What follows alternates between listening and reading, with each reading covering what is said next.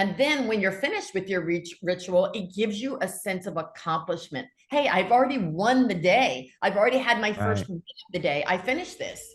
And if you're doing things that feed you, it'll also help boost your self-esteem, which I absolutely again, it goes back to we can't serve others well if we don't think well about our own selves.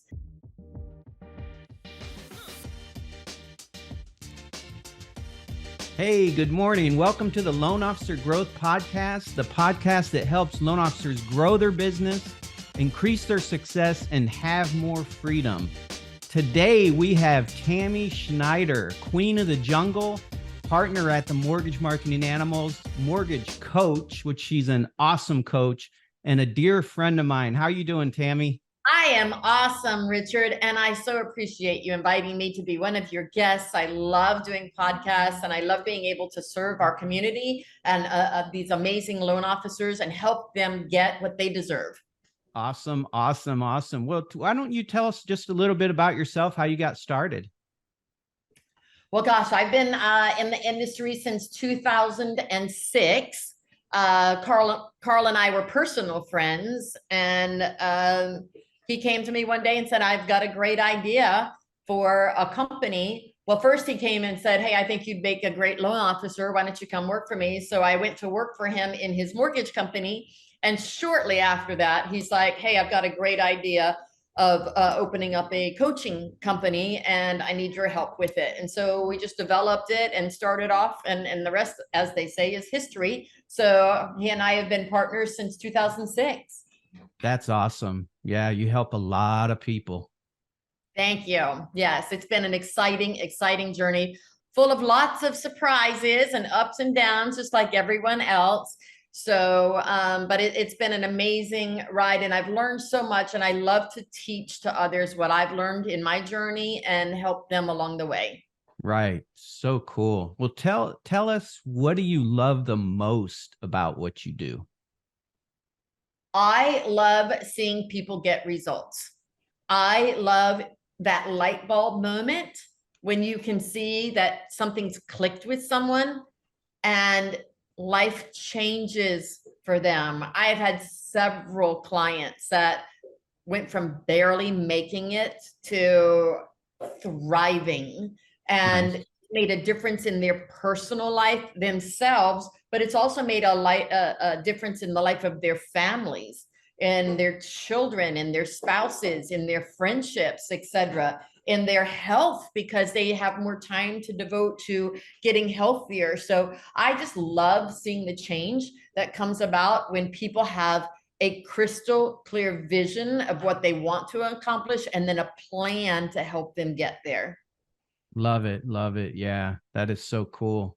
So we were talking earlier a little bit about morning rituals, and I'm like just so interested in hearing about how do you start your day? Like so many loan officers out there, sometimes some start their day with just checking their emails, and then they kind of get in reactive mode from minute one. What Yes. is what does it look like for you? I think the biggest thing that you can do to start your day is to invest in you first. You cannot help others. If you go by the golden rule, do unto others as you would do to yourself, listen carefully to the second piece of that, as you would do to yourself. And so a lot of people leave that off, and they always do for others, do for others, do for others, do for others. Um, Checking your emails first thing, that's doing for others. Hey, there might be a problem in there I have to solve.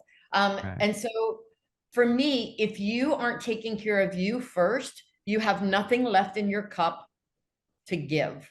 And so I think that starting your day off amazingly well, and everyone's different. So I'll give you a couple of different ideas for having an amazing morning routine that you start. First, let's start with the difference between a ritual and a routine. So a routine kind of sounds, hey, this is routine. It sounds average, maybe Right. boring, repetitive, whatever. A ritual, though, is like, wow, that's important important. Think about these rituals that tribes do or something like that. It's ingrained into the fabric of their being. So it means it has deep meaning to you and gives you a sense of purpose. So instead of having a morning routine, I would invite you to start calling it a morning ritual. This is what I do. And it means I'm intentionally doing something that will take care of myself. And so that's what I do when I'm trying to create a morning routine is I make sure, first of all, that I've got my mindset right on what it is. And then I can move on to what I actually do. And the benefit is I get out of the bed the same time every single day. So there's not a day that I wake up at 5 o'clock and then the next morning I sleep till 11 o'clock. Well, Right. One, my body wouldn't even do that. I get mad sometimes when my friend says, oh, I just woke up at 10 a.m. I'm like, that's impossible for me. My body is just wired to get up between 5 and 6. So one, having a ritual makes you get out of bed with purpose. And then when you're finished with your ritual, it gives you a sense of accomplishment. Hey, I've already won the day. I've already had my first win of the day. I finished this. And if you're doing things that feed you, it'll also help boost your self-esteem, which I absolutely, it goes back to, we can't serve others well if we don't think well about our own selves. So if we're Eeyore or down in the dumps all the time or whatever that is, that comes across to our people. So we need to do something that will help us start the day off with purpose and joy. So what does yours look like? Because I know you're very fit. You take care of your body. You take care of your mind. What does that look like for you? So for me, I start my day off walking. So I have 2 other girlfriends that we meet at the same time. And it doesn't matter where I am in the world. We either FaceTime with each other or we text each other or we call each other real quick and say, hey, I'm getting started. So there's the accountability piece that we walk together. So I walk for about 30 to 35 minutes, really fast pace. I carry hand weights with me and I do my hand weights and stuff like that while I'm walking, but I'm huffing and puffing. It's not a stroll. It is for exercise, but I live close to the water. And so for me, part of it is, I'm getting the exercise, but being out in nature also with the breathing in of fresh ozone and all of that kind of stuff is really helpful. And it allows me to have time to kind of just think. So I love to come up with some great ideas while I'm exercising, etc. So I do that for about 30 minutes. Then Monday through Friday, there are 4 of us that meet together at 7:45 without fail. Every day of the week, we get together and we talk about our lives, what's going on in our lives, what do we need help with, what do our kids maybe need help with. We are all our prayers. And so we end up the call with praying together, but it is connecting with others and having a support of people who are like-minded with you and who believe in you and cheer you on. And so that's what I like to do. I love that. So right now I'm not doing it, but in the past I have, and I just need to get back into the ritual of it, but also having a time where I feed my mind. Right.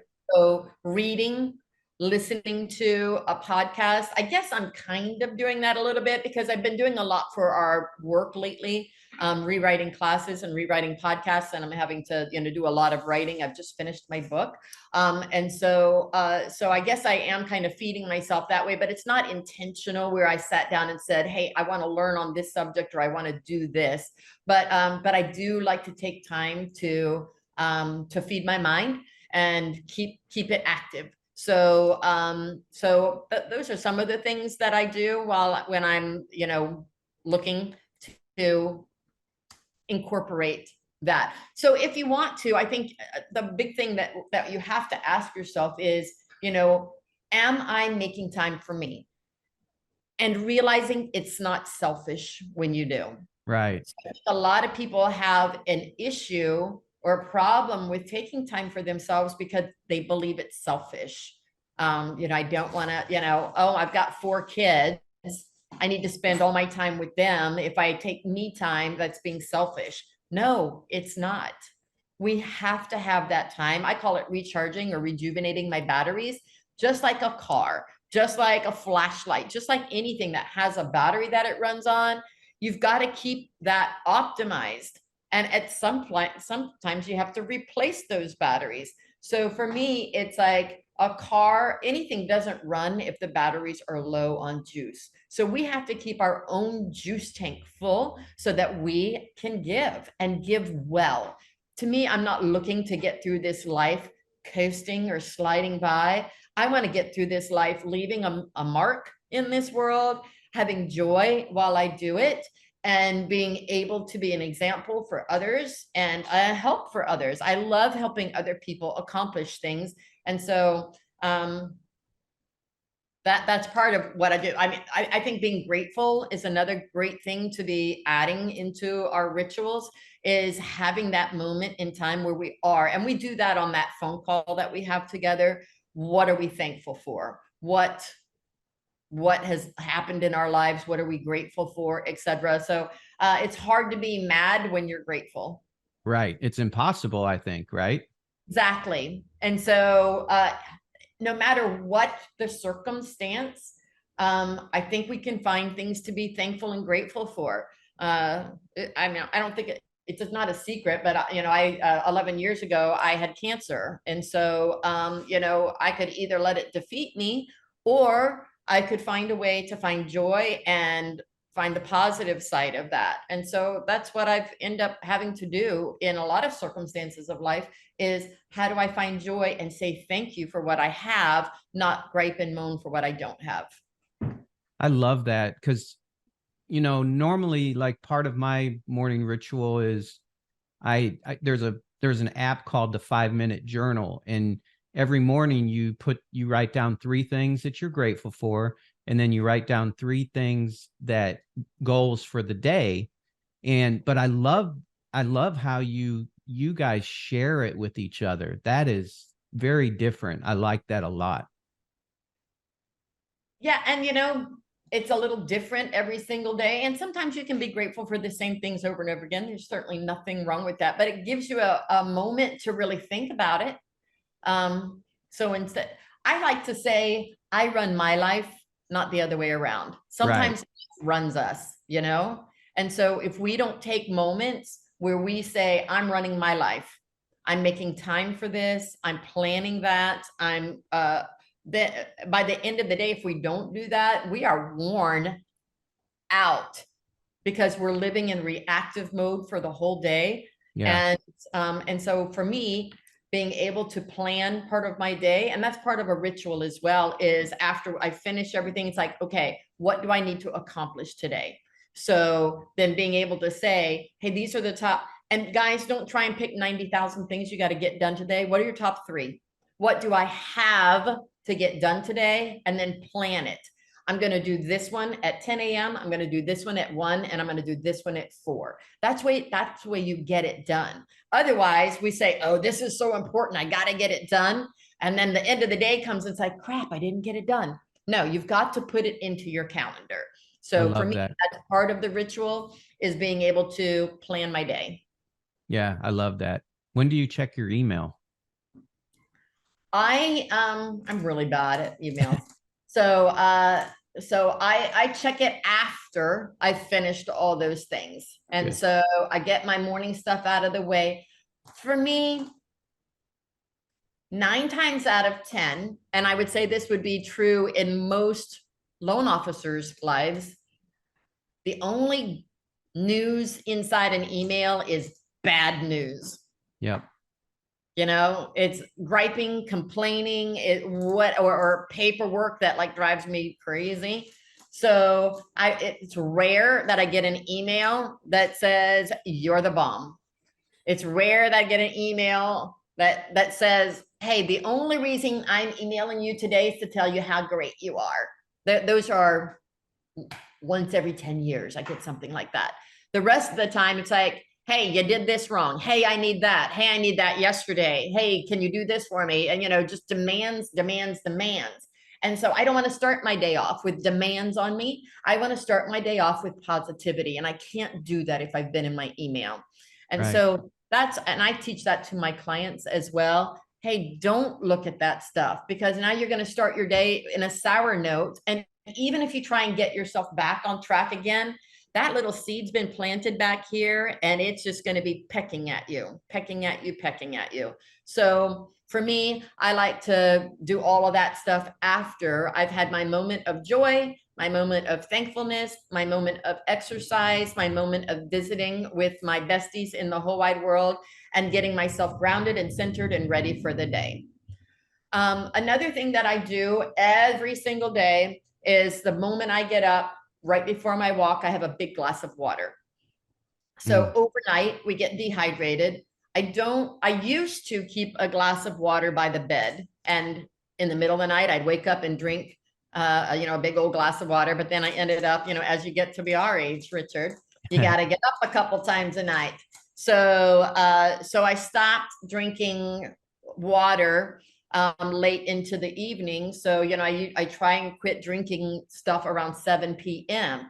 Well, if you're sleeping till 5 a.m., I mean, you've gone a long time, 10 hours without anything to drink. And so you're dehydrated. So the first thing I like to do is have that big glass of water to get my system going. And that kind of just gives me a good start for the day. The other thing I did was I gave up caffeine. I heard so, I don't do a lot of caffeine. Now, I still like a cup of coffee here and there. So I'm not a fanatic about it. But Right. on a daily basis, I don't do caffeine. There's something that I love. It's a chicory coffee. It's delicious, and it comes in all different flavors. It's organic, all of these kind of things. And so that's what I've chosen to do for me. It just caffeine wasn't treating me well. And so, so that's what I have chosen to do. Again, it's my ritual, not yours. So if coffee is your bag, go for it. Now, I do believe for anybody, 8 cups of coffee is not good. Okay. Right. Find something that's good for you. We talked about exercise already. I like to do that. I guess the biggest thing then is after I plan my day is to get started, and then trying to help somebody throughout the day. So that's kind of my routine. Is I do like to do that. I eat pretty doggone healthy. I try and do that intermittent fasting. And so I usually try and have my first meal of the day somewhere around 10 o'clock in the morning. So just to keep that fast going a little bit, I have found for me, it works really well. And try and stay very conscious of my weight, because for me, it's a lot more expensive. Everyone says eating organic it's so expensive. I'm like, what's expensive is getting sick. Yes. Really sick, and having to pay for that. That's expensive. So for me, organic is not expensive if it keeps me healthy. And so I probably haven't been to the doctor in like 2 years. I mean, we're just really, really, really healthy. And so that for me, it's that intermittent fasting. It's eating a good style. I track everything I eat. I know, that's a lot of work. Yeah, it's a lot of work, but it also keeps me focused on eating the right thing. And it's a good reminder to me, sometimes, do I get tempted? Oh yeah, I do. And do I give into that temptation? Every once in a while. Yes, I do. But when I have to keep my calories and my meals to a certain level, it makes me decide, is this worth it? Is this worth it? Because then I have to give up something somewhere else. So for me, that's part of my ritual, a daily ritual, as well as making wise decisions on what I eat. That's awesome. So let's say, what would you tell a loan officer that has a good morning ritual, and now it's time to start the day at work, and he's got to prospect, but he's got things blowing up all over the place. So what do you tell him and her that what's kind of the most important thing to start your day that way once you get to work? Well, for me, only you can decide this, guys. You have to sit down and decide what is the backbone of your business. What is the thing that will keep you in business or help you grow? And there's no wrong answer to this. My thought is if I'm not growing, I'm going backwards. So Right. I continually want to grow. Other people are very satisfied where they are, and there's nothing wrong with that. But you have to decide what is the one or two things. There's rarely a whole lot more than that. What are the one or two things that keep the doors open for you, that would make an impact in your business, that would bring the sales in? We're in sales, guys. Yep. Newsflash, we're in sales. So what are those things? I call it knowing. If you've ever read like the 4 quadrants, or the tyranny of the urgent or anything like that, everyone talks about, hey, there's important things, urgent and important, urgent, not important, not urgent, there's all the quadrants or whatever. So for me, it's figuring out in my business what's important, not urgent, what's important in your business, what would make an impact or difference in your business. I would say 99.9% of the time, it's the opportunities we have to find more business, to keep our company going, selling. So those activities always come first. So put some time, put your war paint on, do those, then go start with the fires. If you start with the fires first, one, sometimes they take all day, sometimes 2 or 3 days, and now we haven't done any selling. And 2, it puts us in a Krabby Patty mood. Oh my gosh. And then who wants to go, hi, how are you? Do you want to do business with me? No. Exactly. No. So for me, you have to do the things that'll move the needle in your business first. Then you do the rest of the things. Yeah, I love that. And it's difficult when you have the habit of putting out the fires first, but you're so right. It changes your mindset, and it makes it that much harder to prospect because you've got all those other things in your mind. So yeah, I think that's huge. For me, it's something that I talk about quite a bit, opportunity costs. There's a true cost when you choose to not sell. It is costing you money. Right. And so you choose to put this fire out. Sometimes you're like, but I've got to close the loan. I might lose a referral partner. I might lose this client. In one of the Star Treks, I can't remember which one it was. It's the one where Spock died. But he had a line in there that I've never forgotten. The good of the many outweighs the good of the one. And so for me, how I took that is that I'm putting others' needs first. And so having to be able to say what's best for my business, what's best for this, what's best for all of my business, not just this one loan. Because, okay, yay, I closed that one loan. I also lost 10 hours of sales time. I also ignored a lead that came in because I was putting this out, or however that works. So we've got big issues in our business if we're constantly having fires. I would take a step back and see what's wrong in my systems or processes that keep producing these bad results and where I'm having fires every day. Maybe I don't have the right team members. Maybe I have the right team members, but they're in the wrong seat on the bus. Maybe I just don't have my systems and processes in order. And it's got to be a duplicatable, repeatable process that if you were opening up 10 more branches, think McDonald's, they're all built identical. They're all the same. They all cook their fries the same amount of time. They all cook the burgers the same amount of time. They all have the exact same equipment, the same frosty machine. Well, that's Wendy's, but the same milkshake machines, all of that. It's the same so that they can have a repeatable process. So whether I'm in Florida or I'm in Texas, my Big Mac tastes the same. I don't eat Big Macs, by the way, but it's a process like that. So if you're having fires, you need to step back and say, why? Why am I having fires? But you have to be willing to say that fire can wait for 2 hours until Yes. until I finish my sales calls, then I'll address the fire. Yes, that is so important. That's amazing. So you mentioned a book.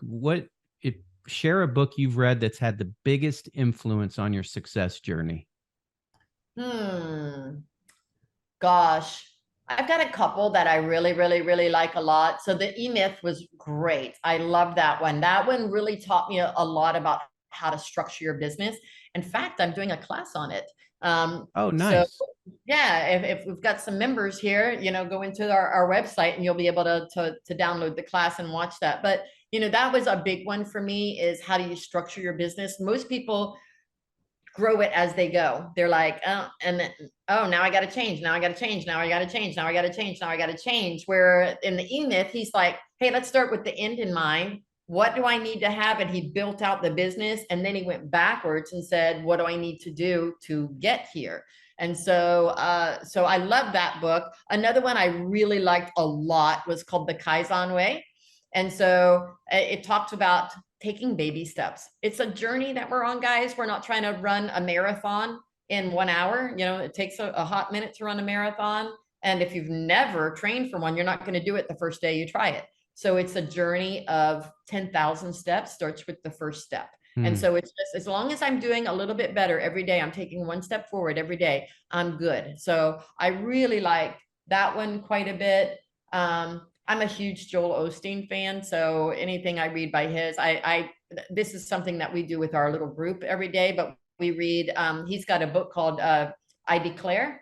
And so it's 31 days of declarations that are positive. Nice. And so we read that corresponds with the day of the month. And so we read that every single day. So we start our day off with a really rock solid, positive something that we do. So I think those are some of the good books that I love. I love that idea. I love to read. So yeah. Do you listen or do you read them still? I'm a reader. You're a reader. Okay. Yeah. I really love that idea about having like-minded group of people. It's like your own little personal mastermind every day. That is so cool. Yes. We've been doing it 10 years now. Wow. That is awesome. Yeah. Yeah. So guys, if you're going to do something like this, take it a little bit slow. Don't like, oh my gosh, I'm going to have a perfect routine or a ritual starting tomorrow.